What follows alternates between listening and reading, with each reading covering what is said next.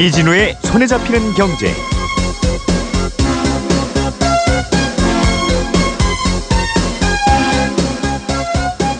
안녕하십니까, 이진우입니다. 세계를 여행하는 중국인 관광객을 요우커라고 하죠. 한때 한국에서 자주 볼 수 있었는데 이 사드 배치 문제로 중국 정부가 이른바 한한령을 내리면서 면세점 앞에 길게 줄 서 있던 중국 관광객들이 거짓말처럼 싹 사라지기도 했었습니다.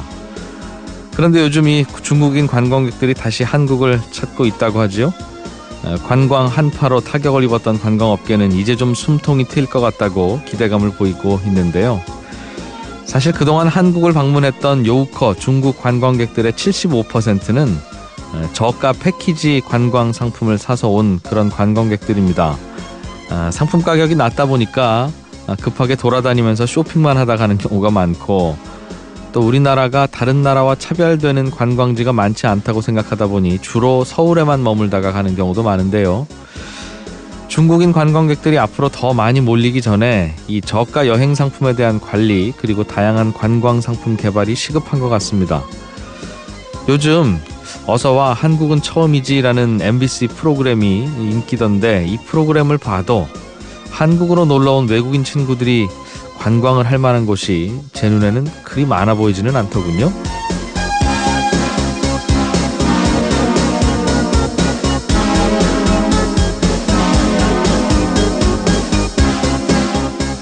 제가 한국에서 오래 살다 보니 익숙해서 그럴 수도 있겠습니다만, 아무튼 고민을 좀 해야 할 부분인 것 같긴 합니다.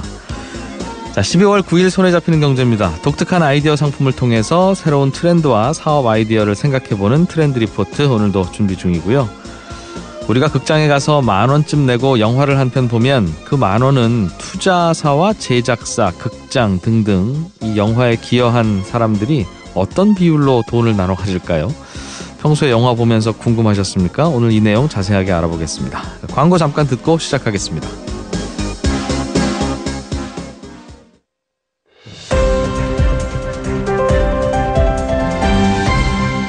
이진우의 손에 잡히는 경제.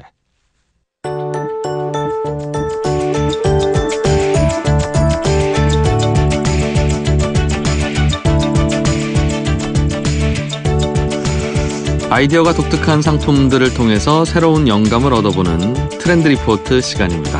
어쩜 이렇게 기발한 아이디어를 생각할 수 있었을까 하는 그런 신제품들을 남들보다 한 발 빠르게 저희들에게 소개해주는 분이죠. 로그인디 조현경 대표, 오늘도 나오셨습니다. 어서 오십시오. 네, 안녕하세요.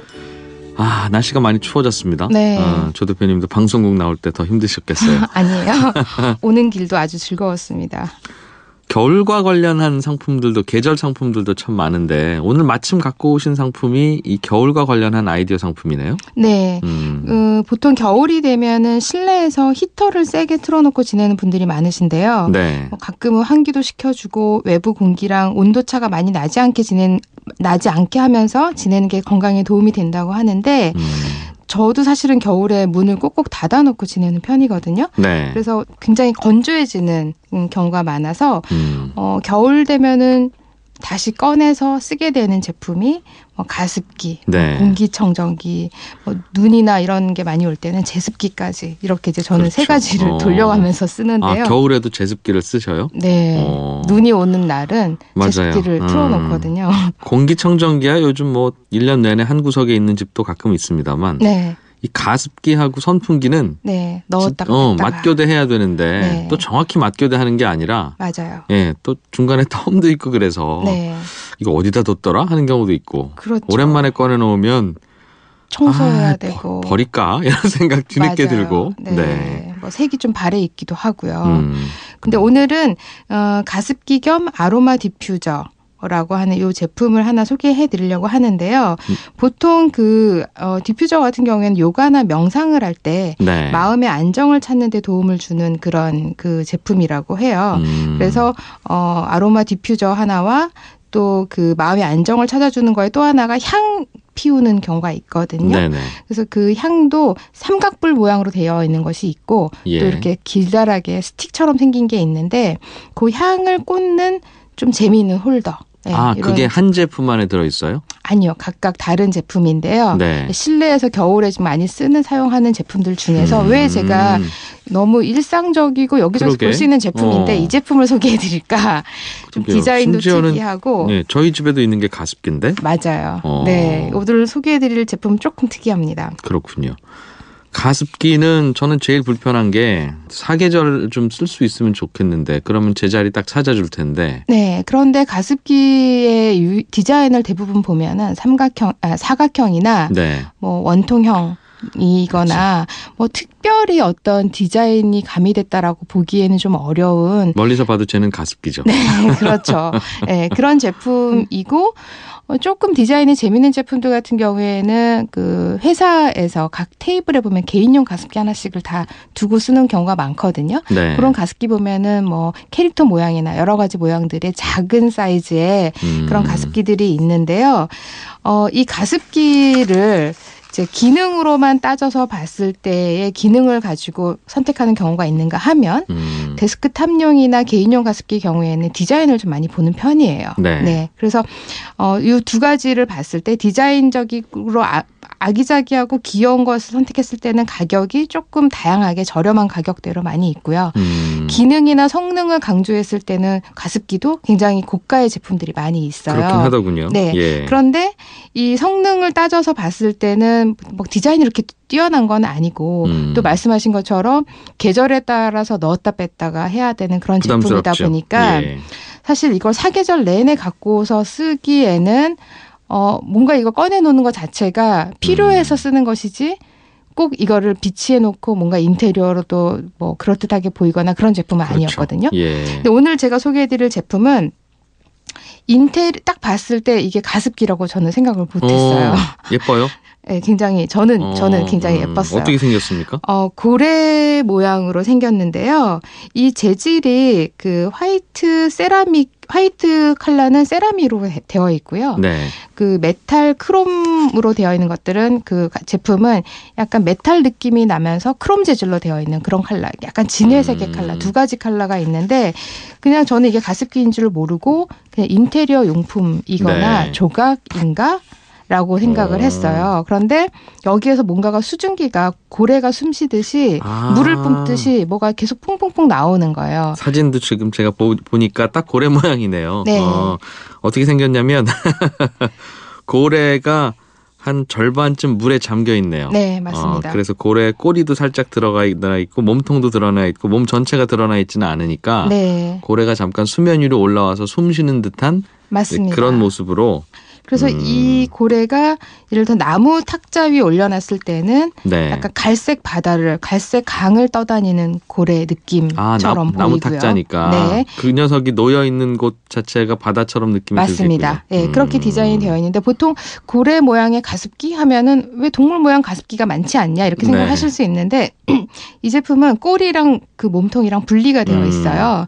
그래서 꼬리의 간격에 따라서 고래의 크기나 이런 것들을 조금 길이를 조정할 달리할 수도 수 있겠네요. 있는데요. 꼬리를 저 뒤에다 멀리 떨어뜨려 놓으면 이 녀석 네. 굉장히 큰 고래야. 네. 잠깐 수면 위에 약간 네. 올라와 있을 뿐이야. 이런 느낌이 들겠네요. 네. 그래서 보통 이 가습기가 아까 말씀드린 것처럼 뭐 직사각형의 가습기다 그러면 어딘가에 서랍장 안에 들어갔다가 네. 필요할 때 다시 꺼내 써야 되는데 이 가습기 이 디퓨저의 경우에는 그냥 사시사철 어딘가에다 놨다가 네. 안 쓸 때는 인테리어 소품처럼 보이고요. 쓸 때는 여기에서 이제 수증기가 네. 분무가 되니까 마치 고래가 이렇게 떠다니면서 숨 쉬는 듯한 그런 걸 연출을 해줍니다. 그리고 전원 버튼을 누르면 LED의 미세한 그 불빛이 깜빡거리는데요. 고래가 약간 숨 쉬는 듯한 그런 느낌도 좀 줍니다. 그러니까 지금 가습기가 작동되고 있어요. 어쩔 수 없이 가습기 하나 틀었습니다. 느낌이 아니라 네. 이건 마치 그냥 고래를 형상화해서 뭔가 장식을 해놓은 듯한 느낌인데 네. 거기서 수증기가 나오니까 가습 효과도 있는. 네. 그리고 실제 이 물통에다가 물을 보충해줘야 될 때 네. 고래의 첫 번째 커버를 벗기게 되는데요. 첫 번째 커버를 벗기면 안에 고래 속살의 빗살 무늬처럼 그렇게 물통이 또 디자인이 되어 뚜껑 있어요. 열면. 네. 그래서 정말 고래를 분해하는 듯한 느낌의 그런 경험도 줍니다. 고래를 분해하는 경험이 즐거워요? 네. 아이들은 또 고래를 좋아하니까 아이들이 봤을 때도 이 제품이 그렇군요. 예, 네. 이거는 정말 디자인을 먼저 하고 거꾸로 그 안에다가 제품의 기능을 넣었네요. 대부분의 경우엔 여기다 위에다 물통 올리고 밑에서는 가습 기능 집어넣고 자 그다음에 이쁘게 해봐. 그러면 뻔한 디자인들 나오잖아요 매번. 네. 그래서 이 회사가 디자인 그룹인데요. 디자인 컨설팅을 하거나 전략을 세우거나 하는 디자인 쪽에 관련된 일을 하셨던 분들이라고 해요. 근데 모든 제품, 일상적인 제품에서 좀 그 필요에 의해서 쓰기는 하지만 네. 마치 이것이 뭐 뭔가 스토리가 있거나 사람들에게 자랑하고 싶거나 이걸 봤을 때 즐거움을 주지 않을 경우에는 네. 무용지물이 될 가능성도 굉장히 높다. 기능성이 떨어지면. 그렇죠. 그래서 좀 디자인적으로 스토리도 입히고 재미 요소도 부각시키면서 사시사철 뭔가 인테리어 소품처럼도 쓸 수 있는 그런 제품을 만들어야겠다. 그러네요. 그런 걸로 모토로 삼고 이 회사는 이런 류의 제품들을 만들고 있다고 합니다. 고래의 몸통과 꼬리가 지금 분리되어 있는 제품인데 네. 꼬리가 없으면 이건 고래인지 무슨 달걀인지 모르는 상황이니까 맞아요. 꼬리가 꼭 있어야 꼭 되긴 있어야 하는데 돼요. 디자인에서는 네. 얘는 그냥 장식용으로 나 고래야라는 걸 알려주기 위해서 달려 있는 거예요? 그렇기도 하고요. 예. 그런데 꼬리를 딱 들어서 안에 보면 뭔가가 들어 있어요. 이게 뭐냐면 물통을 청소하는 솔이 이 꼬리 안에 들어 있습니다. 그래서 이 꼬리를 꼭 잊어버리지 말고 보관해야 되는 이유 중에 하나이기도 하죠. 이 친구들 정말 살림해본 친구들이네요. 아니 정말 가습기 사면 그 안에 솔 같은 거 들어있죠. 따르려 오는데 네. 가전제품 회사들은 이거 그냥 소비자가 알아서 잘 보관하세요. 보관해라. 그래요. 네. 근데 네. 어디다 보관해요? 그냥 책상 서랍에 넣어 있다가 어디 쓰려면 또 못 쓰려면 찾죠. 없고. 네. 그래서 항상 가습기 어딘가에 들어있어야 좋은데. 그래서 저도 늘 안 쓰는 칫솔로 가습기를 청소하곤 합니다. 그러니까 M1 칫솔만 고생하고. 아주 그건 유용하네요. 그런 거 너무 많아요, 사실은. 네. 청소기에서 쓰는 무슨 별도의 가끔씩 쓰는 솔 같은 거 있죠. 네. 그것도 청소기 안에 들어있으면 나름 쉽게 찾았을 수 있겠는데 네. 어딘가 잘 보관하셨다가 나중에 요런 데 청소할 때 쓰세요 그러면 그걸 못 찾죠. 없지요. 네. 네. 그래서 실용성, 디자인, 재미 요소, 또 뭐 스토리텔링까지 담은 그런 좀 재미있는 이색 아로마 디퓨저이자 가습기 제품이었고요. 네. 그리고 이 회사가 지금 또 하나 해외에서 지금 크라우드 펀딩을 받고 있는 제품이 하나 있는데요. 말씀드린 것처럼 향 홀더입니다. 향꽂이? 네.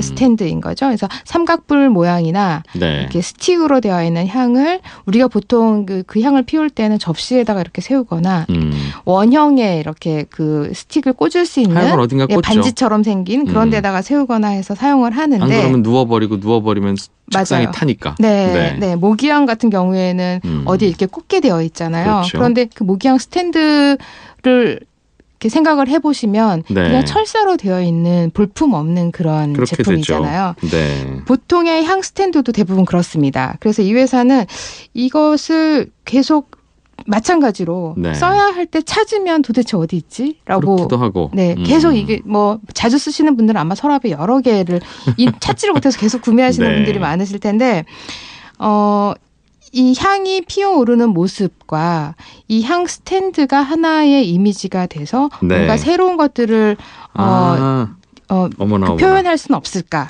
고민을 하다가 화산 모양을 생각을 해냈습니다. 네. 저는 방금 사진을 같이 봤는데 네. 정말 화산 모양이네요. 산 모형으로 만들었는데 산 꼭대기에서 뭔가 봉화가 피어오르듯 네, 맞습니다. 화산이 터지기 직전에 네. 수증기 올라오듯 연기가 솔솔 솟네요. 올라오죠. 결국은 이게 이제 이 안에 향 들어있다는 뜻일 텐데. 맞아요. 맞습니다. 그래서 이 향꽂이도 이렇게 모형을 제대로 만들면 네. 그 자체로 너무 재밌네요. 그렇죠. 그래서 그냥 향꽂이가 뭐 1,000원, 2,000원 하는 그런 제품이라면 네. 이런 산 모양으로 하거나 빙산 모양으로 하거나 화산 모양으로 해서 이것을 그냥 거실이나 방에다가 뒀을 때 네. 그냥 향이 피어오르는 것이 아니라 화산이 분출하는 듯한 화산의 그 나머지 연기가 나오는 듯한 그런 것들을 연출한다 그러면 이 향 스탠드마저도 부가 가치를 훨씬 더 올릴 수가 있으니까 가격을 굉장히 많이 받을 수가 그렇겠어요. 있겠죠. 1,000원짜리 향 스탠드가 뭐 몇만 원이 될 수도 있겠죠. 저라면 그 주택 집 모양으로 만들어서 네. 굴뚝에서 이렇게 연기가 나오게 나거나, 하든가 네. 아니면 인형 2개를 나란히 앉혀놓고 가운데 모닥불 모형을 만들어 놓고 네. 그 녀석이 타오르게 하면 그게 향이다 그러면 그런 아이디어도 재밌네요. 그렇죠. 제가 예전에 스페인에 갔을 때 스페인의 그 벼룩시장에서 하나 사왔던 제품도 이런 제품이었는데요. 네. 그 밥솥이 보글보글보글 끓는 듯한 그런 그 주방 용품이었는데요. 고기를 딱 열어보면은 향을 넣는 부분이 있었어요. 거기다 네. 향을 넣고 이제 닫으면 밥솥에서 연기가 나는 듯한 그런 걸로 이 향 스탠드가 있더라고요. 아, 그렇죠. 네. 그런 제품들 가끔 있는데 참 가끔씩 감탄스러워요. 네. 언젠가 본 제품 중에는 무슨 그 역시 디퓨저 제품인데 네. 우리 디퓨저라고 하는 게 그냥 저거 디퓨저니까 저렇지라고 생각되어 있었는데 네. 그것도 꽃병처럼 되어 있고 네. 그래서 평소에는 꽃을 꽂아 놓을 수도 있고 맞아요. 그러니까 네. 늘 곁에 있을 수 있는 건데 네. 항상 디퓨저 아니면 향꽂이 네. 그렇게 딱 용도를 제한해 두니까 정도 안 가고 그렇죠. 그렇죠. 그냥 서랍 속에 들어가 있기도 하고. 네. 그래서 요즘에는 이런 생활 가전이나 이런 자주 쓰는 용품들 경우에는 네. 스토리가 나올 수 있고 뭔가 재미 요소를 유발시키는 그런 디자인을 가미시켜서 네. 가격을 올려도 소비자들은 오히려 그런 제품을 찾는다는 겁니다. 그렇겠어요. 네. 예. 저는 언젠가 그냥 평범한 유리컵인데 네. 유리컵 둘레에 어떤 작은 사람 모형을 만들어서 유리컵의 그 입술 닿는 부분 어딘가에 살짝 올려놨어요. 네. 그랬더니 그냥 그 유리컵이 무슨 뭐 낚시터 같은 그렇죠. 느낌도 들고. 네. 그런데 굉장히 정감이 가더라고요. 야 이거 하나 붙였는데 이렇게 달라지나 싶은 생각도 들고요. 그렇죠. 요즘에 그 가장 많이 변화되고 있는 것 중에 하나가 티를 담는 망인데요. 네. 티를 우려낼 때 그냥 일반 뭐 주머니나 이런 것이 담는 것이 아니라 잠수하는 분의 모양을 담아서 그 안에다가 티를 담고 넣으면 이 잠수부가 찻잔 안에서 잠수를 하는 듯한 그런 모양을 내기도 하고요. 그럼요. 예. 네, 낚시 모양으로 해서 마치 말씀하신 것처럼 잔 위에 올리면 낚시를 하는 듯한 그런 디자인도 많이 나오는데요. 디자인과 스토리가 좀 재미있게 엮이게 되면 기존에 1, 2천 원 했던 제품도 몇만 원으로 부가가치를 확 올릴 수 있으니까 그럼요. 그런 예. 부분에 대해서 좀 새로운 제품을 이제 출시 준비하고 계시는 분들은 그런 부분을 좀 잘 생각해 보시면 뭔가 좋을 것 두 가지를 같습니다. 결합하면 가습기와 예를 들면 장식품이 결합돼 있으면 네. 장식품 사러 갔다가 약간 비싼데 이거 살까 말까 생각하다가도 그래 가습기 기능도 있는데 가습기 샀다고 생각하지라고 거꾸로 할 수도 있고 그렇죠. 가습기를 사러 갔다가 좀 비싸긴 한데 그냥 장식품도 샀다고 생각하자라고 하면 살 수 있으니 그렇죠. 네. 고민들 좀 많이 해서 만드시면 좋을 것 같습니다. 네. 그리고 예. 뭐 사계절 내내 보면서 필요할 때마다 바로바로 쓸 수 있으니까요. 어딘가에 보관해서 막상 사용할 때는 또 찾기 힘든 것보다는 그렇죠. 늘 주변에서 보고 사용할 때마다 쓸 수 있다는 그런 장점이 있는 것 같습니다. 두 가지를 좀 결합해 주면 재미있는 상품이 많이 나오는데 저는 불편한 게 요즘에 가구 만드시는 분들 참고해 주세요. 소파에 앉아 있으면 예전에는 뭐 그냥 리모컨만 있으면 되지만 요즘에는 소파에서 노트북도 하기도 하고요. 충전도 휴대폰도 충전도 시켜놔야 되고 콘센트가 꼭 필요한데 소파 안에다가 다 넣어놓으면 메리평 멀티탭을 하나만 만들어주면 얼마나 고마워요. 나왔습니다. 나왔어요? 네. 침대도 요즘에 그렇게 모든 케이블이랑 연결할 수 있는 그런 침대도 그러니까 가전이랑 연결해달라는 게 아니라 제발 콘센트만. 다 있습니다. 있어요? 예, 나왔습니다. 그리고 책상에 스피커를 매립을 좀 해둬 주시면 그것도 역시 나왔습니다. 있어요? 감사합니다. 저는 돈만 벌면 되겠군요. 네. 그렇군요. 그리고 책상에요. 스위치를 하나 달아주시면 좋겠는데 그 방문 있죠? 방문이 열리면 바로 꺼지는 스위치. 그러니까 대개는 방문이 열리고 엄마가 사과 깎아오면 바로 꺼야 되는 스위치가 필요하잖아요. 그럴 때는 그냥 방문과 연동해서 바로 꺼질 수 있는 게 아이들에게도 안심이 되고 좋고 엄마도 난처하지 않고 회사에도 필요할 저만 것 필요한 같습니다. 용도였나요? 회사에도 필요할 것 같습니다. 그럼요. 사장실 문이 열리자마자 바로 꺼지고 이어지는 전환되는 스위치. 어쨌든 두 제품을 이렇게 결합하면 다양한 아이디어들이 나올 수 있지 않을까. 오늘은 또 재밌는 이야기 로그인디 조현경 대표와 함께 들어봤습니다. 고맙습니다. 네, 고맙습니다.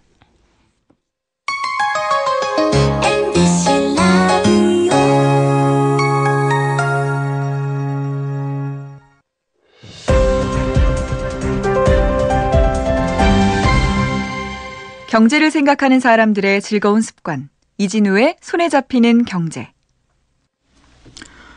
네, 우리가 극장에 가서 영화를 한 편 보면 요즘은 뭐 영화표도 가격이 많이 올라서 한 10,000원 정도 하는 것 같던데요.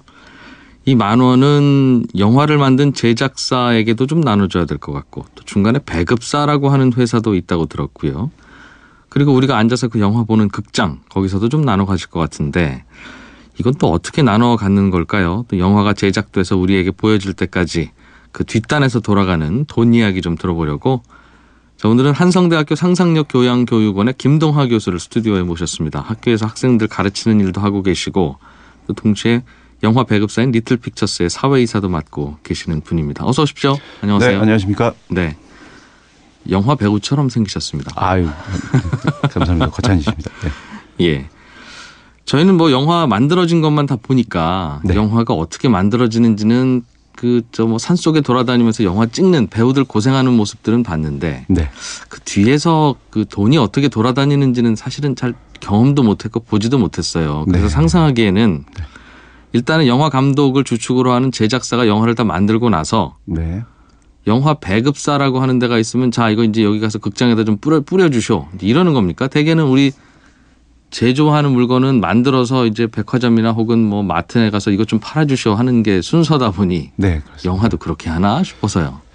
네, 원칙적으로는 맞는 말씀이십니다. 그러니까 제작사가 제작을 하면 네. 배급사가 유통을 하고 그다음에 그걸 이제 영화관이 상영을 하는 게 맞습니다. 하지만 이제 현실에서는 이 회사들의 이해관계가 다 이제 맞물려 있기 때문에 순서가 이렇게 좀 뒤바뀌는 일이 있을 수밖에 없는데요. 예. 그 이유는 뭐 결론부터 얘기하면 돈 때문이라고 할 수 있습니다. 인디 영화들 그러니까 이제 감독들이 직접 제작한 영화들을 제외하고는 네. 국내 영화 제작사들이 먼저 사전 제작부터 하는 일은 거의 없고요. 영화는 대부분 제작사가 시나리오를 만들고 이 시나리오를 통해서 감독이나 배우들을 섭외한 다음에 예. 배급사를 통해서 투자를 받아서 제작을 하는 그런 형태를 취하고 있습니다. 잠깐만요. 배급사라고 하면 네. 영화 제작에 관여하는 건 아니고 네. 만들어진 영화를 여기저기 영화관 가서 이른바 유통을 하는 네. 네. 소위 그 물건으로 말하면 도매상? 그렇죠. 그 극장이 소매상 가게라면 네. 극장들한테 여기저기 영화 나눠주면서 이거 풀어봐라 하는 거니까 도매상인데 네. 네. 그 도매상이 먼저 야, 이 영화 만들자고 결정하는 구조예요? 그렇죠. 아무래도 그게 뭐 선금이라고도 하고 네. 뭐 이제 다른 업계에서는 네. 뭐 마이킹이라고 이렇게 표현을 하기도 하는데 어쨌든 간에 자본이 들어가야 그 제작을 할 수 있을 정도로 지금 영화 사이즈들이 좀 커져 있기 때문에 네. 말씀 주신 대로 배급사들이 과거에는 그 영화의 배급 그러니까 그 유통. 사전적 의미의 예. 유통만을 담당을 했다면 지금은 좀 이렇게 의미가 많이 확장이 됐습니다. 그래서 투자를 대부분 병행을 하면서 그렇군요. 투자를 총괄을 하고 그다음에 배급도 하고 그다음에 제작에도 초기 단계부터 관여를 하고 이런 형태로 좀 보다 적극적인 형태로 지금 배급사의 영역이 많이 늘어났다고. 농산물이라고 볼 수 있습니다. 치면 이른바 밭대기. 네, 네. 그러니까 네. 이제 상인들이 먼저 가서 네, 네, 네. 저 어르신 오늘 여기에다 저 참외를 1,000평에 심으시면 저희가 네. 이번에 수확할 때 저희가 너 개당 얼마에 가져가겠습니다. 한번 네. 해보세요. 그러면 그러지 그래. 이 김군 알았어 하고 이제 농사 짓는 것처럼. 그렇죠. 거꾸로 말하면 요즘엔 뭐 PB 상품이라고 해서 그렇죠. 네. 편의점들이 이런 감작강을 하나 만들어 볼까 하면 네. 거꾸로 가서 이제 제조업체에 가서 이렇게 만들어 주면 우리가 팔아볼게. 네. 이렇게 먼저 접근한다고 하는데 비슷한 구조네요, 영화도. 비슷한 구조로도 일부 제작 형태 일부는 형태가 진행이 되고 있습니다. 왜 예를 들면 이건 과거로 거슬러 올라가면 뭐 20세기 폭스 예전에 예. 그 제작사에서 마릴린 먼로라는 배우를 직접 그 영입을 해서 영화를 제작을 했듯이 지금 이제 어쨌든 배급사가 투자를 총괄을 하고 있기 때문에 어떻게 보면 가장 입김이 세다고 할 수 있겠죠. 그러니까 직접 뭐 감독들이랑 계약을 하는 형태도 이루어지고 있는 것이고요. 예. 근데 처음에 말씀드린 대로 순리상은 제작사가 제작을 하고 최근에 이제 범죄도시 같은 영화도 제작사가 많이 자본을 조달을 해서 이제 메가박스 배급사의 배급을 대행을 맡긴 형태로 진행을 했거든요. 그러니까 제작사가 주도하는 경우도 있고 그렇습니다. 네. 배급사가 주도하는 경우도 있고 네, 섞여 그런데 있다. 지금 어쨌든 주류는 배급사가 투자를 총괄을 하면서 하는 형태로 진행이 되고 있습니다. 알겠습니다. 네. 그러면 우리가 영화관 가서 이제 10,000원쯤 하는 영화 입장료를 내고 영화를 보지 않습니까? 네. 그러면 그 입장료 10,000원은 어떻게 나눠져요? 설명하신 대로 배급사도 있을 거고 네. 뭐 제작사도 있을 거고 그럴 텐데. 네. 그러니까 일단은 제작사는 영화가 예. 그러니까 제작비를 누가 대느냐에 달려 있는데요. 그러니까 예. 보통 제작사들이 제작비를 직접 조달하는 경우는 그 일종의 투자 지분으로 그 들어간 만큼이 해당이 되는 것이고요. 그러니까 제작사이자 투자사가 되는 것이죠. 아, 예. 근데 그 총 제작비를 회수할 때까지는 제작사는 뭐 돈을 추가로 버는 구조는 아닙니다. 그러니까 예. 흥행하고 관계없이 일단 제작사는 투자금 전체에서 인건비나 제작비 이런 것들 충당을 하는 구조인데 왜냐하면 네. 영화가 돈을 못 번다고 해서 뭐 스태프들 인건비나 배우 출연료를 안 줄 수는 없기 때문이겠죠. 네, 네. 그러니까 제작사는 일반적으로 그러니까 총 제작비 그러니까 영화를 만드는 데 쓰이는 돈과 홍보하는 데 쓰이는 돈을 모두 회수하고 나서 이익이 생기면 그 이익을 일반적으로 투자사가 6, 제작사가 4 이런 구조로 나눠 갖는 형태를 지금 취하고 있습니다. 알겠어요. 그러면 일단 10,000원의 영화 요금 중에는 네. 극장이 가져가는 몫은 일단 있을 거고. 네, 그렇습니다. 그게 대략 얼마쯤 합니까? 10,000원을 극장에서 받으면 그 영진위에 내는 영화 발전 기금을 3%를 제한합니다. 300원 떼고 그거야 뭐 네, 작으니까. 300원 떼고 예. 그다음에 300원 그 9,700원이 남으면 50%를 일단 극장이 떼고 예. 나머지 50%를 그 배급사에 넘겨주는 알겠어요. 형태입니다. 조금 전에 말씀해 주신 건 극장이 가져간 5,000원을 제외한 대략 4,000 몇백 원을 네. 어떻게 나눠 갔느냐 그 말씀해 주신 거죠? 네, 그렇습니다. 네. 그런데 그게 몇 대 몇으로 투자사와 제작사가 나눠 갖는 게 아니라 네, 네. 일단은 제작비 뽑을 때까지는 다 제작사가 가져가고 배급사가 가져가고. 배급사가 가져가고 네, 네. 제작사는요, 그럼? 그러니까 제작사는 인건비나 이런 걸 제작 비용이 들어가기 때문에 그런 네. 것들은 이제 쓰는 비용인 것이고요. 예. 그걸 이제 투자금이라고 봤을 때 제작비를 투자금이라고 봤을 때 그 투자금이 다 회수될 때까지는 네. 배급사가 그것을 투자사들이 나눠 갖는 겁니다. 돈을 배급사가 됐으니? 네, 그렇습니다. 알겠습니다. 일단 먼저 그럼 원가 들어간 거 먼저 다 제하고 네. 남는 돈이 있으면 투자한 사람과 네. 배급한 사람 또는 네. 제작한 사람들이 원래 사전에 정해진 비율대로 나눠 갖는다. 네, 그렇습니다. 네. 알겠습니다. 극장이 한 절반 정도 영화가 가져가면 극장이 제일 많이 버는 건가요? 그런 셈인가요? 작년 수치를 봐도 극장이 가장 그래도 영화 업계를 광범위하게 극장을 포함시키면 그렇습니다. 네. 그래요. 극장 가면 사실은 티켓 파는 것보다는 팝콘 팔아서 더 많이 남는다는 속설도 있던데 실제로 그렇답니까? 네, 뭐 팝콘이 원가가 워낙 낮기 때문에 예. 뭐 쏠쏠한 수익원이 되긴 합니다. 네, 그렇지만 어쨌든 주 수익원은 티켓인데요. 지난해 기준으로 봤을 때 극장 전체 매출의 한 65% 정도가 티켓 매출이었고요. 네. 그다음에 매점이 한 17% 정도 됐고요. 네, 광고 수익이 한 9%에서 10% 정도. 기타 이제 수수료나 이제 대관료 뭐 이런 형태들로 한 9% 정도 수익을 거둔 것으로 추정이 되고 있습니다. 그러니까 티켓 가격을 작게 보면 안 될 것 같은 게요. 네. 그러니까 최근에 그 멀티플렉스 체인들, 그러니까 CJ, CGV, 롯데, 그다음에 메가박스 체인 3사의 영업이익이 뭐 연간 평균 합쳐서 한 2,000억 정도 된다고 하는데, 네. 배급사들, 그러니까 메이저 배급사들의 영업이익을 보면 뭐 마이너스도 많았기 때문에 거의 영원에 수렴을 합니다. 그러니까 극장이 어떻게 보면 제작사, 배급사를 통해 만들어진 영화를 통해서 가장 이렇게 수혜를 보고 있는 형태라고 할 수 있죠. 들어보니까 네. 제작사도 손해를 볼 것 같아요. 예를 들면 100억짜리 영화 만들었는데 관객으로부터 받는 입장료가 50억밖에 안 되면 손해 보는 거고. 그렇죠. 제작사가 아무래도 초기에 뭐 시나리오 개발을 한다든지 네. 캐스팅을 한다든지 할 때 제작사도 손해 보는 거고. 예, 자본을 대기 때문에 투자 배급사도 투자도 하고 배급도 한다고 하셨으니 투자사도 영화가 제작비도 못 건지면 투자한 돈은 하나도 못 건지는 거니까. 그렇습니다. 네. 예, 제작비 다 걷고 난 후에 그 다음에 나눠준다고 그렇죠. 했으니 그렇습니다. 나름대로 극장은 그래도 뭐 이 영화 안 되면 저 영화 틀면 되니까 네. 조금 안정적인 구조이긴 하네요. 네, 그렇습니다. 알겠습니다. 평소에 영화관 가면서 궁금했던 게 이게 자꾸 뭐 경제 원리를 자꾸 적용하려고 해서 그런가요? 영화 상영되기 직전에 가면 네. 빈자리 많은 경우도 꽤 있어요. 네, 그렇습니다. 네. 그러면 이런 거면 그냥 그 싸게라도 근처에서 네. 팔면 예를 들면 직전에 뭐 500원에 판다든가 1,000원에 팔면 네. 그 가격에는 보러 오는 사람 있을 거 아니겠습니까? 네, 그렇죠. 네. 그럼 그렇게라도 채우지 왜 빈자리로 가나 이런 생각은 들었는데 그런 고민은 극장들 안 한대요? 이게 고민은 당연히 하고 있을 텐데요. 그러니까 이게 어떻게 보면 엔터테인먼트라는 장르 특유의 그 휘발성 때문이라도 설명할 수도 있고 네. 또 한편으로는 그 극장 가격의 이 비탄력성으로 설명할 수도 있을 텐데요. 일단 그 비행기 같은 경우에는 출발이 임박을 할수록 가격이 싸지죠. 근데 영화는 개봉할 때까지는 제값을 네. 받다가 예. 일단 뚜껑을 열고 나면은 그때부터 이제 싸진다고 봐야 되거든요. 그러니까 예. 실제 관객 수가 개봉한 다음에 계속 늘어난다기보다는 개봉 이래 가장 예매율도 높고 관객도 많고 뭐 이런 경우가 많습니다. 그러니까 개봉 첫 주말이나 이런 때가. 예. 그리고 또 영화 자체가 극장의 소유가 한 것이 아니기 때문에 뭐 가격 땡처리 이런 것들을 가격 정책을 극장 마음대로 하기에도 쉽지는 않을 겁니다. 그리고 또 극장의 요금을 조정을 하는 거는 이제 다른 뭐 통신사나 뭐 제휴사 할인 그렇겠어요. 네, 그렇습니다. 그런 형태를 통해서 하고 있고요. 알겠습니다. 우리가 내는 영화 입장료 10,000원 어떻게 나눠지는지는 대강 설명 주셨는데 네네. 이거는 한국 영화하고 외국 영화하고 비율이 똑같습니까? 즉 극장 입장에서는 네. 한국 영화 하나 트나 외국 영화 하나 트나 극장에 떨어지는 돈도 똑같고 나머지는 뭐 외국 영화야 어차피 우리가 다 사오는 거니까 네. 누가 사왔는지 몰라도 거기에다 나머지 돈 주고 그런 구조인가요?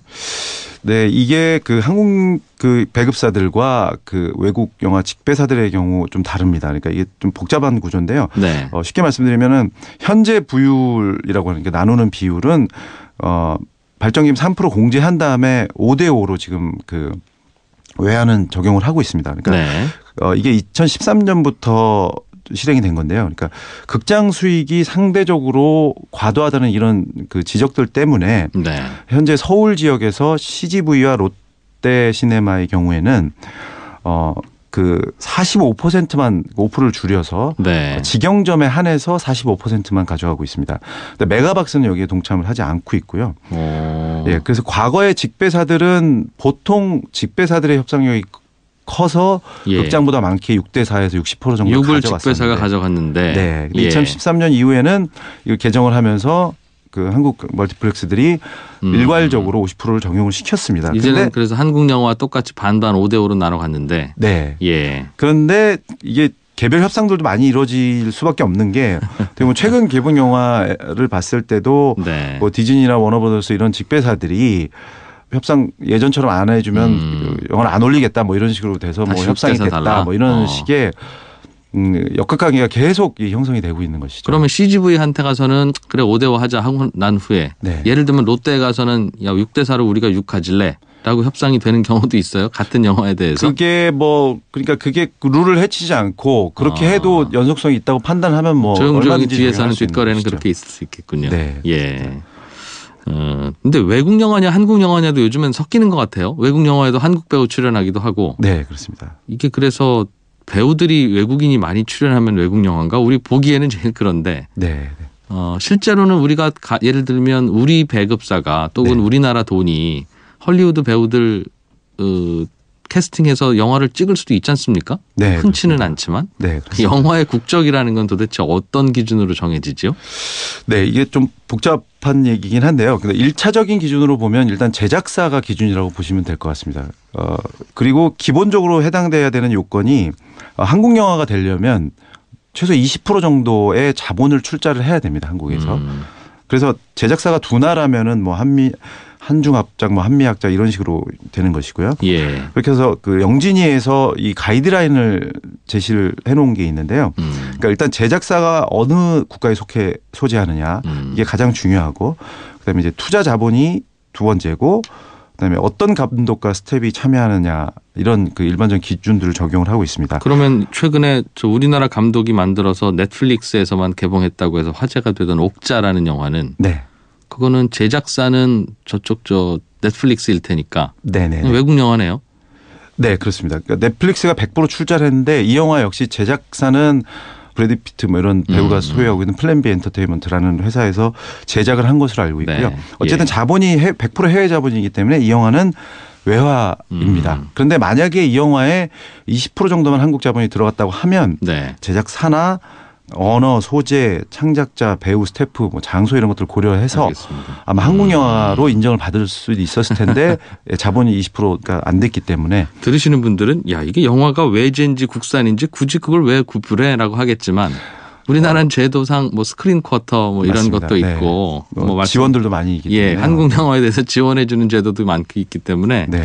이 영화가 한국 영화에 속하는지 아닌지는 관계자들 입장에서는 민감한 주제이겠어요. 네, 그렇습니다. 그건 알겠고 평소에는 이게 제가 의심이 많아서 그렇습니까? 진짜 궁금했던 게 하나 있는데 네. 관객이 몇 명 들었다 이렇게 발표하잖아요. 네네. 그리고 관객 몇 명 들은 거에 따라서 배우들도 러닝 개런티를 받기도 하고 네네. 제작사도 모든 극장에 가서 관객 몇 명 들었는지를 본인들이 다 확인할 수는 없으니까 네네, 확인할 수는 없으니까 믿어야 될 텐데 네. 그거는 집계를 누가 하며 네. 혹시 오류가 있거나 네. 아니면 조작이 있을 가능성은 없어요? 뭐 이 업계를 뭐 좋게 포장하려는 건 아니지만 어쨌든 그 이쪽 영진위원회에서 하는 통합전산망만큼은 굉장히 정비가 잘 된 시스템으로 평가를 받고 있습니다. 그게 뭐예요? 그러니까 우리가 티켓을 끊으면 네. 극장 주인은 당연히 알 텐데 네네. 자기 매출이니까 네네.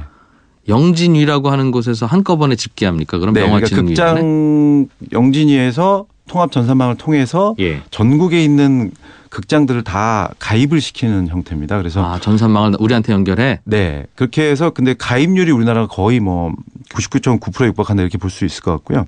그래서 가입된 극장들이 워낙 보고 체계가 잘 돼 있기 때문에 네. 전날 박스 오피스가 다음날 12시 10분이 조금 넘으면 보통 올라옵니다. 전날 몇 명이 영화 봤는지가 네. 표 한 장 팔 때마다 다 보낸다는 뜻이네요. 예. 대략 영화를 그 광고하는 걸 보면 이 정도 관객 들었으면 손익분기점 넘었습니다. 네. 뭐 그런 뉴스들도 나오긴 해요. 근데 네, 손익분기점이라고 하는 게 네. 그러니까 제작비 이제 뽑았습니다. 투자사가 드디어 이제 돈 가져가기 시작해요. 그 말이에요. 근데 그 순간에도 투자사는 여전히 다 뽑은 건 아니니까 네. 네. 아직까지는 이익은 아닌 것 같은데 네, 이게 네. 손익분기점이라고 하는 개념이 뭡니까? 그러니까 그 아까 말씀드린 대로 그 10,000원의 경우에 4,850원 정도가 이제 배급사에 주어집니다. 극장에서 50%를 떼고. 네. 근데 이제 배급사는 보통 10% 전후에 배급 수수료를 뗍니다. 그러니까 그러면은 투자자의 몫으로 가져가는 돈이 한 10,000만 원의 경우에 4,365원 정도가 되고요. 예. 근데 이제 평균 티켓 가격이 9,000원이 좀 안 되기 때문에 보통 계산을 할 때 한 명당 예. 한 3,340원 정도. 근데 요즘은 또 부가 판권이 한 17% 정도 이익이 나기 때문에 네. 명당 한 3,900원까지 이렇게 계산을 합니다. 그러니까 그게 이른바 마진으로 남는 거예요? 영화 이게 찍으면? 투자 수익인 거죠. 예. 영화의 얼마짜리 영화를 찍었건 네. 관객이 한 명 들면 네. 한 3,900원 정도 다시 회수됐겠거니 네, 현금으로. 네. 그렇게 계산해요? 그렇게 해서 보통 이게 제작비가 얼마다 하면 예. 3,440원으로 나누기도 하고 알겠어요. 3,900원으로 나눠서 그러면 관객 수가 어. 나오면 그게 이제 보통 손익분기점이다. 그럼 이렇게. 제가 영화를 찍어서 관객이 10,000명 들 것 같다. 네. 그런데 손해 안 보려면 3,900만 원 이상 제작비 투입하면 안 되네요. 그렇죠. 한 명당 3,900원. 관객 수가 알려진다면 그런 셈이죠. 그렇겠죠. 네. 예. 대개는 그런 구조군요. 네, 그렇습니다. 배우들은요 출연료를 네. 어떻게 계산합니까? 그러니까 처음 계약할 때 네, 네. 이번 영화 찍는데 총 얼마 걸릴지는 모르지만 대략 이 정도 드는데 네. 그거야 좀 더 늘릴 수도 있고 줄일 수도 있긴 한데 네. 하여튼 이 영화 출연해서 끝까지 딱 끝나는 데까지 얼마 드릴게요 이렇게 계산해요? 아니면 한번 하루 나오실 때마다 얼마 이렇게 계산합니까? 글쎄요, 그 제작사 입장에서 이게 주연, 조연 뭐 그 스태프마다 좀 다를 텐데요. 엑스트라 뭐냐 뭐 이런 분들 계약 형태가 다를 텐데요. 네. 일단 계약금으로 뭐 주연 얼마, 이제 조연 얼마 이런 책정을 해서 계약을 하는 형태인데요. 그 계약금을 얼마를 주고 이제 잔금을 언제 얼마를 치르냐 이런 것 때문에 뭐 출연료 미지급하는 그런 문제가 생기기도 해서 네. 뭐 아예 또 배우가 협상력이 높으면은 나는 이제 그 개런티를 다 받고 시작하겠다 이런 경우도 선금도 있고 네 그렇습니다. 배우마다 다 다르네요. 그러면 네, 그렇습니다. 그렇게. 인센티브를 주기도 하는 경우도 있었던 것 같은데. 네, 그렇습니다. 실제 인센티브 제도가 많이 있습니다. 그러니까 주로 이제 주연 배우하고 일부 유명 감독들이 많이 하는데요. 네. 그 형태는 여러 가지가 있는데 손익분기점을 넘을 경우에 관객 한 명당 뭐 100원, 뭐 많게는 250원까지 배우나 이제 감독이 가져가는 형태로 합니다. 그래서 어떻게 보면 유명 배우나 감독분들은 또 제작사를 갖고 있는 경우도 많이 있기 때문에 네. 그 영화가 잘 되더라도 그렇겠어요. 편중이 예. 좀 심각하다 이런 문제는 항상 따라다니는. 알겠습니다. 마지막으로 궁금했던 게 사실 영화관 가면 영화만 보는 게 아니라 우리는 광고도 같이 보지 않습니까? 네, 그렇습니다. 광고가 뭐 재밌는 경우도 있고. 네. 궁금했던 건 거기에 트는 광고료는 즉 광고주가 영화 관객들한테 영화 시작되기 전에 광고 트는 건 네. 대략 얼마 정도 주면 극장에서 틀어주나 광고 요금이 그게 궁금했어요. 혹시 알아요? 그러니까 이게 그 보통 이제 10분 정도 지금은 하고 있는데요. 과거에 네. 이제 10분에서 15분까지 해서 극장이 알아서 하다 보니까 네. 이게 어떻게 보면 시민단체 이런 쪽에서도 이게 상영 시간에 포함시키느냐 너무 아니느냐. 많이 튼다. 네, 일방적으로 그냥 광고를 흡수할 수밖에 없다 이런 비판들 때문에 지금은 그래도 광고 시간을 사전 이제 티켓에 명시하는 그런 형태를 예. 취하고 있는데요. 예. 어쨌든 이게 극장이 정하는 것이기 때문에 가격은 언제 얼만큼 트느냐에 따라서 그때 이제 다르고. 네, 천차만별일 거고요. 예. 그 어떤 가이드라인이 있다기보다는 이제 극장이 알아서 하는 것이라 근데 상식적으로 생각을 해도 상영에 임박한 광고는 광고 단가가 좀 비쌀 거고요. 아, 영화 시작해 바로 직전에. 네, 거기가 그렇습니다. 골든 타임이군요. 이른바 프라임 네, 타임. 예. 그렇습니다. 근데 이제 극장들이 이제 다른 뭐 계열 케이블이나 다른 광고 수단 뭐 예를 들면 로비 광고 이런 것들 다른 수단들이 많이 있기 때문에 네. 월 단위로 뭐 몇 억 이런 식으로 해서 다른 광고와 패키지를 하는 형태 이런 형태로 구성을 해서 월 단위, 다양하게. 주 단위 이런 형태로 판매를 하고 있는 걸로 알고 있습니다. 이것도 극장들은 꽤 좋은 수입이 되겠어요. 네, 팝콘 그렇습니다. 파는 것만큼. 네, 그렇습니다. 뭐 원가 못 듭니까? 사실은 갖고 온 스크린에 그냥 틀어주면 되는 건데. 그렇죠. 네.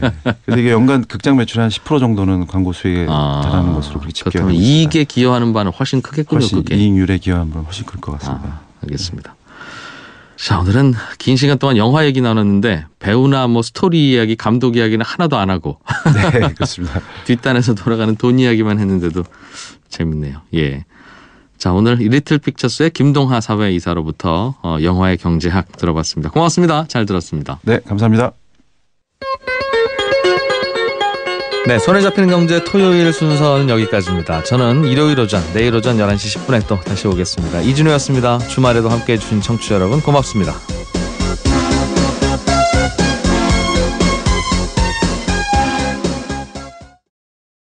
예. 그런데 이 성능을 따져서 봤을 때는 뭐 디자인이 이렇게 뛰어난 건 아니고 또 말씀하신 것처럼 계절에 따라서 넣었다 뺐다가 해야 되는 그런 제품이다 부담스럽죠. 보니까 예.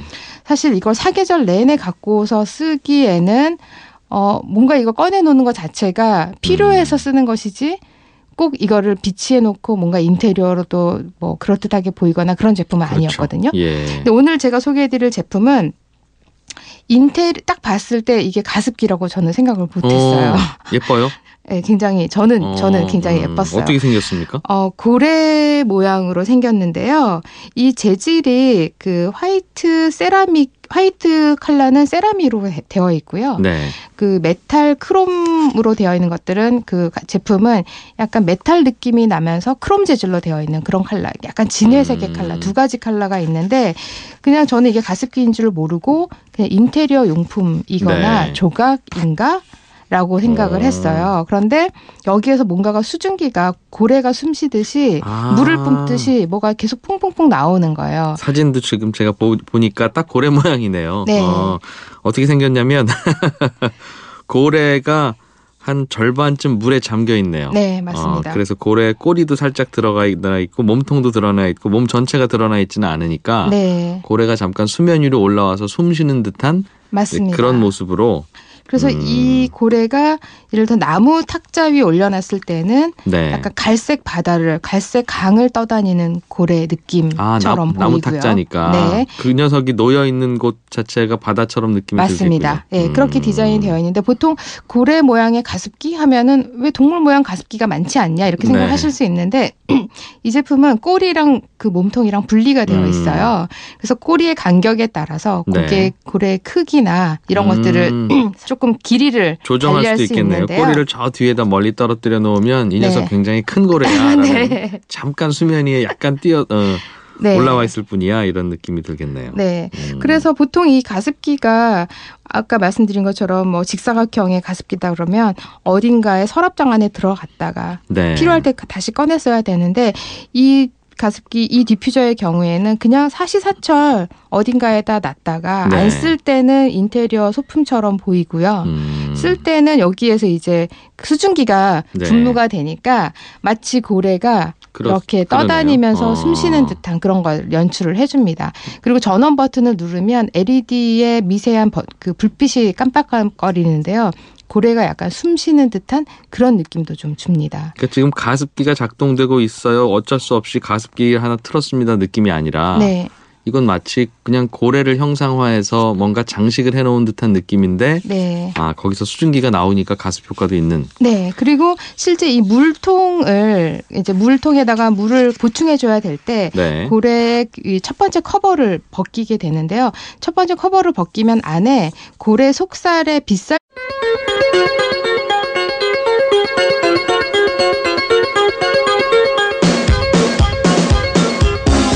이진우의 손에 잡히는 경제.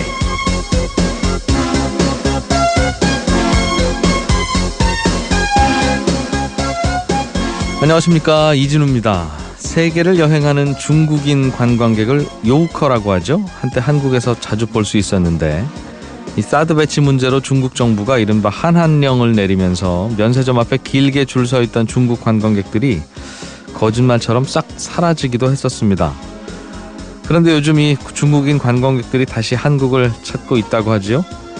관광 한파로 타격을 입었던 관광업계는 이제 좀 숨통이 트일 것 같다고 기대감을 보이고 있는데요.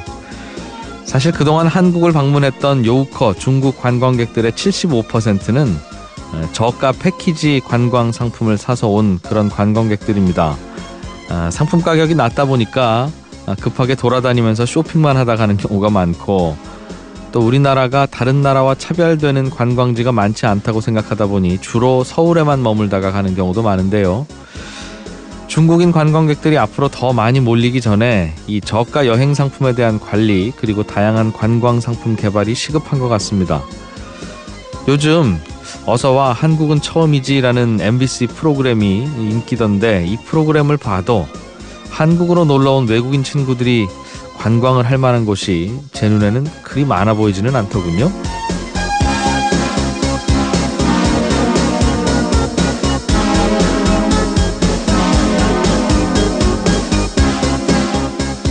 제가 한국에서 오래 살다 보니 익숙해서 그럴 수도 있겠습니다만, 아무튼 고민을 좀 해야 할 부분인 것 같긴 합니다.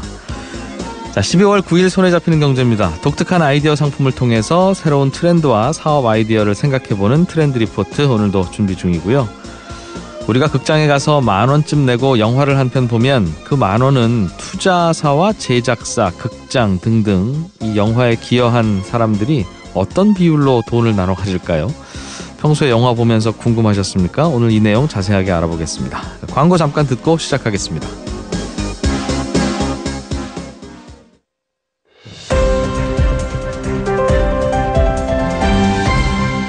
이진우의 손에 잡히는 경제.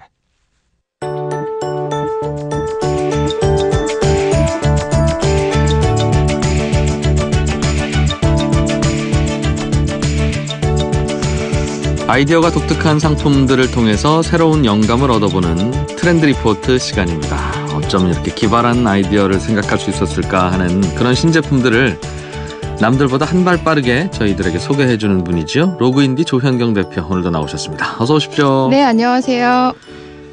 날씨가 많이 추워졌습니다. 네. 조 대표님도 방송국 나올 때 더 힘드셨겠어요. 아니에요. 오는 길도 아주 즐거웠습니다.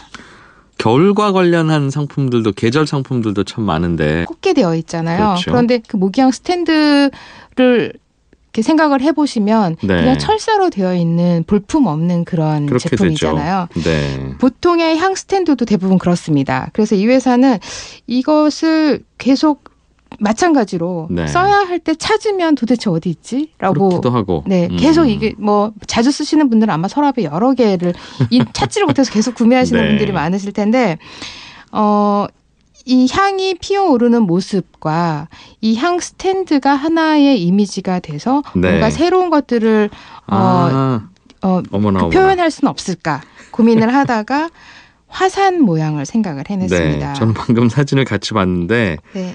정말 화산 모양이네요. 산 모형으로 만들었는데 산 꼭대기에서 뭔가 봉화가 피어오르듯 네, 맞습니다. 화산이 터지기 직전에 네. 수증기 올라오듯 연기가 솔솔 올라오죠. 결국은 이게 이제 이 안에 향 들어있다는 뜻일 텐데. 맞아요. 맞습니다. 그래서 이 향꽂이도 이렇게 모형을 제대로 만들면 네. 그 자체로 너무 재밌네요. 그렇죠. 그래서 그냥 향꽂이가 1,000원, 2,000원 하는 그런 제품이라면 네. 이런 산 모양으로 하거나 빙산 모양으로 하거나 화산 모양으로 해서 이것을 그냥 거실이나 방에다가 뒀을 때 네. 그냥 향이 피어오르는 것이 아니라 화산이 분출하는 듯한 화산의 그 나머지 연기가 나오는 듯한 그런 것들을 연출한다 그러면 이 향 스탠드마저도 부가 가치를 훨씬 더 올릴 수가 있으니까 가격을 굉장히 많이 받을 수가 그렇겠어요. 있겠죠. 1,000원짜리 향 스탠드가 뭐 몇만 원이 될 수도 있겠죠. 저라면 그 주택 집 모양으로 만들어서 네. 굴뚝에서 이렇게 연기가 연기 나오게 나거나, 하든가 네. 아니면 인형 2개를 나란히 앉혀놓고 가운데 모닥불 모양을 만들어 놓고 네. 그 녀석이 타오르게 하면 그게 향이다 그러면 그런 아이디어도 재밌네요. 그렇죠. 제가 예전에 스페인에 갔을 때 스페인의 그 벼룩시장에서 하나 사왔던 제품도 이런 제품이었는데요. 네. 그 밥솥이 보글보글보글 끓는 듯한 그런 그 주방 용품이었는데요. 고기를 딱 열어보면은 향을 넣는 부분이 있었어요. 거기다 네. 향을 넣고 이제 닫으면 밥솥에서 연기가 나는 듯한 그런 걸로 이 향 스탠드가 있더라고요. 아, 그렇죠. 네. 그런 제품들 가끔 있는데 참 가끔씩 감탄스러워요. 네. 언젠가 본 제품 중에는 무슨 그 역시 디퓨저 제품인데 네.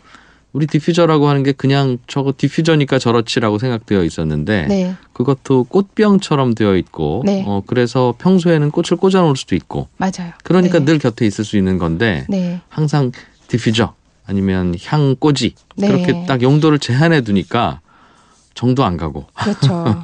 그렇죠. 그냥 서랍 속에 들어가 있기도 하고. 네. 그래서 요즘에는 이런 생활 가전이나 이런 자주 쓰는 용품들 경우에는 네. 스토리가 나올 수 있고 뭔가 재미 요소를 유발시키는 그런 디자인을 가미시켜서 네. 가격을 올려도 소비자들은 오히려 그런 제품을 찾는다는 겁니다. 그렇겠어요. 네. 예. 저는 언젠가 그냥 평범한 유리컵인데 네. 유리컵 둘레에 어떤 작은 사람 오늘 마침 갖고 오신 상품이 이 겨울과 관련한 아이디어 상품이네요. 네. 보통 겨울이 되면은 실내에서 히터를 세게 틀어놓고 지내는 분들이 많으신데요. 네. 가끔은 환기도 시켜주고 외부 공기랑 온도차가 많이 나지 않게 하면서 지내는 게 건강에 도움이 된다고 하는데 저도 사실은 겨울에 문을 꼭꼭 닫아놓고 지내는 편이거든요. 네. 그래서 굉장히 건조해지는 경우가 많아서 겨울 되면은 다시 꺼내서 쓰게 되는 제품이 가습기, 네. 공기청정기, 눈이나 이런 게 많이 올 때는 제습기까지 이렇게 이제 저는 그렇죠. 세 가지를 돌려가면서 쓰는데요. 아, 겨울에도 제습기를 쓰셔요? 네. 눈이 오는 날은 맞아요. 제습기를 틀어놓거든요.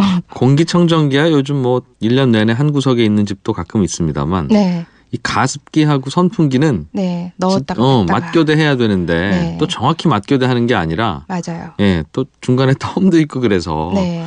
이거 어디다 뒀더라 하는 경우도 있고 그렇죠. 오랜만에 꺼내 놓으면 청소해야 되고 버릴까 이런 생각 뒤늦게 맞아요. 들고 네. 색이 좀 발해 있기도 하고요. 음.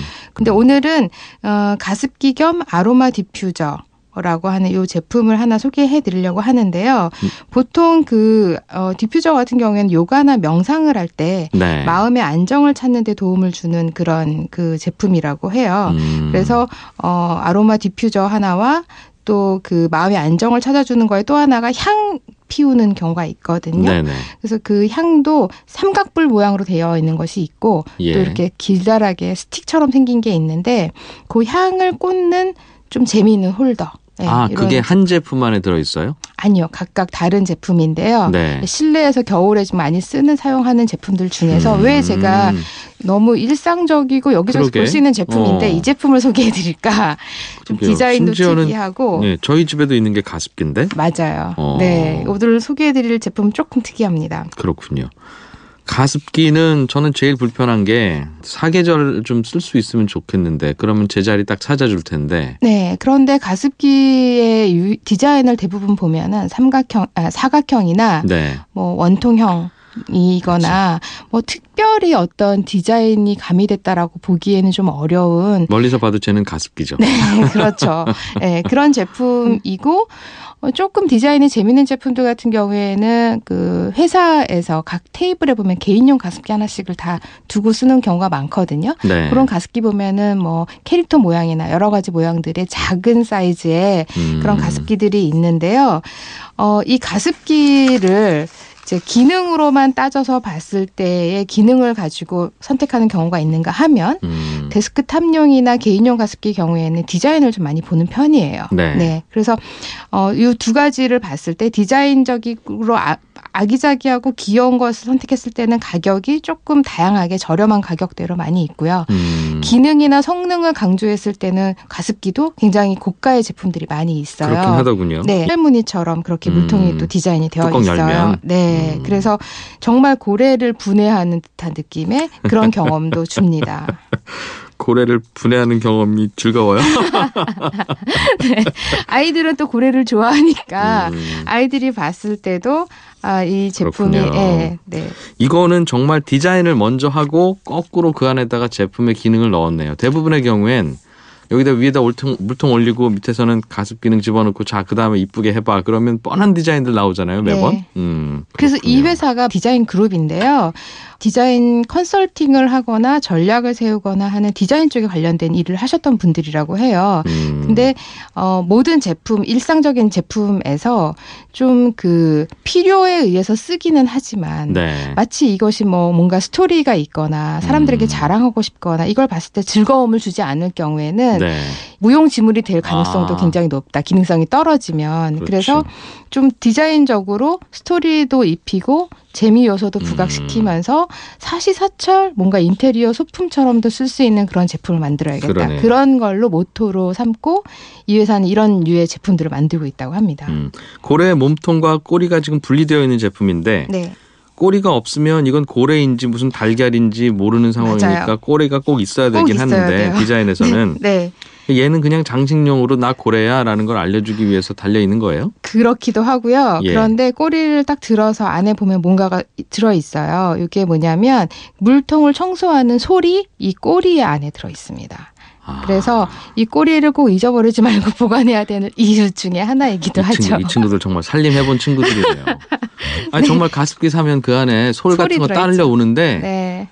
가전제품 회사들은 이거 그냥 소비자가 알아서 잘 보관하세요. 보관해라. 그래요. 네. 근데 네. 어디다 보관해요? 그냥 책상 서랍에 넣어 있다가 어디 쓰려면 또 못 쓰려면 찾죠. 없고. 네. 그래서 항상 가습기 어딘가에 들어있어야 좋은데. 그래서 저도 늘 안 쓰는 칫솔로 가습기를 청소하곤 합니다. 그러니까 M1 칫솔만 고생하고. 아주 그건 유용하네요. 그런 거 너무 많아요, 사실은. 네. 청소기에서 쓰는 무슨 별도의 가끔씩 쓰는 솔 같은 거 있죠. 네. 그것도 청소기 안에 들어있으면 나름 쉽게 찾았을 수 있겠는데 네. 어딘가 잘 보관하셨다가 나중에 이런 데 청소할 때 쓰세요 그러면 그걸 못 찾죠. 없지요. 네. 네. 그래서 실용성, 디자인, 재미 요소, 또 뭐 스토리텔링까지 담은 그런 좀 재미있는 이색 아로마 디퓨저이자 가습기 제품이었고요. 네. 그리고 이 회사가 지금 또 하나 해외에서 지금 크라우드 펀딩을 받고 있는 제품이 하나 있는데요. 말씀드린 것처럼 향 홀더입니다. 향꽂이? 네, 스탠드인 거죠. 그래서 삼각불 모양이나 네. 이렇게 스틱으로 되어 있는 향을 우리가 보통 그 향을 피울 때는 접시에다가 이렇게 세우거나 원형의 이렇게 그 스틱을 꽂을 수 있는 하얀 걸 어딘가 꽂죠. 반지처럼 생긴 그런 데다가 세우거나 해서 사용을 하는데 안 그러면 누워버리면 책상이 맞아요. 타니까. 네. 모기향 같은 경우에는 어디 이렇게